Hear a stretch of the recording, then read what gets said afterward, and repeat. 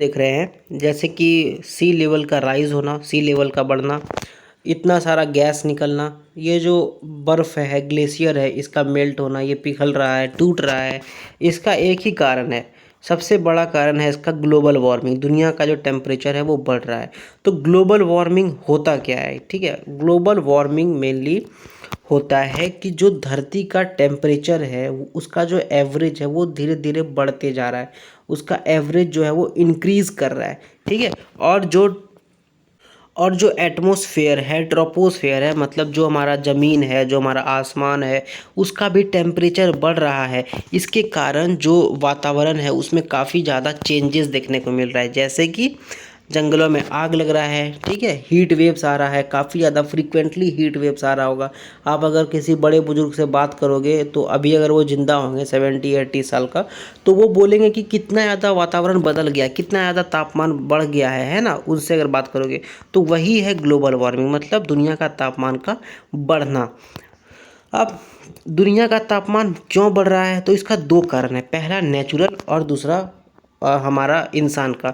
Natural मतलब जो अपना ग्रीन हाउस गैस वगैरह इफेक्ट वगैरह जो होता है उसको हम लोग नेचुरल बोलते हैं। ग्रीन हाउस गैस के कारण ही आज हम लोग जिंदा हैं धरती पर, क्योंकि पहले जब आइस एज था तो ग्रीन हाउस गैस वगैरह जो था, अपना नेचर का जो ग्रीन हाउस गैस इफेक्ट था, उसके कारण ही जो आइस एज से हम लोग यहाँ पर आए और आज हम लोग जीवित हैं।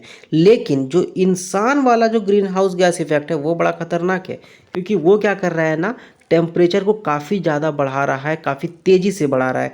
इसलिए जो अब प्रकृति जो चीज़ चलाती है उसमें अगर इंसान उंगली करता है या उसमें अगर इंसान हस्तक्षेप करता है तो वो खराब ही होगा। ठीक है, अब इंसान जब हस्तक्षेप कर दिया, उसमें काफ़ी ज़्यादा ग्रीन हाउस गैस इमिट किया जा रहा है जिसके कारण कि ग्लोबल वार्मिंग बढ़ रहा है। तो क्या हो रहा है, जो समुद्र का जो सी लेवल है वो बढ़ रहा है। इसके कारण जो काफ़ी ज़्यादा अगल बगल में जो सिटीज़ है उसमें पानी आ जाएगा।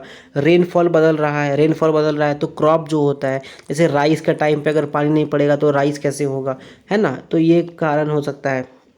फिर फ्लडिंग काफ़ी हो रहा है, बाढ़ बहुत ज़्यादा आ रहा है, कभी कभी बहुत कम आ रहा है, हरिकेन्स आ रहा है, हीट वेव्स आ रहा है, आइस कैप्स जो है वो पिघल रहा है। आइस कैप्स पिघल रहा है इसलिए समुद्र का जो सी लेवल वो बढ़ रहा है, ग्लेशियर्स पिघल रहा है ना। एनिमल जो है वो काफ़ी मरे जा रहे हैं, स्पीसीज मर रहा है, हैबिटेट मर रहा है उसका, डिजीज़ नया आने आ रहा है, अभी कोरोना वायरस जो आ गया, ये सब क्या है? ये सब तो वही ग्लोबल वार्मिंग वगैरह जो इंसान जो कर रहा है उसी का पाप का हम लोग को अपना कर्म का फल मिल रहा है। कोरल रीफ्स ब्लीच कर रहा है, ठीक है, प्लैंक्टन्स मर रहा है, इसी कारण कि काफ़ी ज़्यादा मछलियाँ मर रही हैं। तो ये सब ग्लोबल वार्मिंग का इफ़ेक्ट है जो कि इंसान कर रहा है, उसका जो कर्म किया उसको अब उल्टा भगवान अब हम लोग को दे रहे हैं। ठीक है, तो ग्लोबल वार्मिंग के बारे में इतना ही, एंड आई होप कि आपको समझ में आएगा कि ग्लोबल वार्मिंग क्या है, उसका इम्पैक्ट क्या है। अगर ये वीडियो आपको अच्छा लगा तो आप इसको लाइक करो, दोस्तों के साथ शेयर करो, कुछ भी पूछना है बताना है तो कमेंट करो, चैनल को सब्सक्राइब करो। Thank you very much.